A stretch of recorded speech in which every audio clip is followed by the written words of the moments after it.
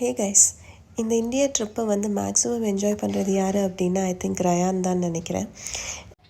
கூடவே விளையாடுறதுக்கு வீட்லேயே ஒரு பார்ட்னர் கிடச்ச மாதிரி ஆல் டைம் அக்கா அக்கான்னு சொல்லிட்டு ரெண்டும் தான் ஒன்றா சுற்றிட்டுருக்குதுங்க.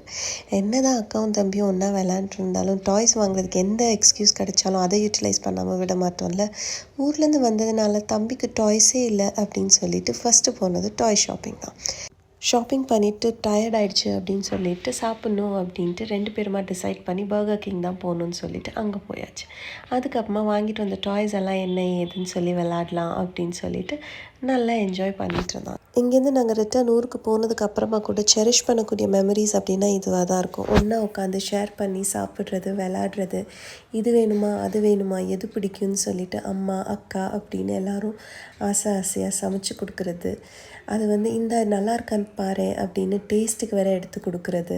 அதுக்கப்புறமா ஈவினிங் ஆச்சோ இல்லையோ இந்த கொஞ்சோண்டு சூடாக பக்கோடா டீ குடி அப்படின்னு சொல்லி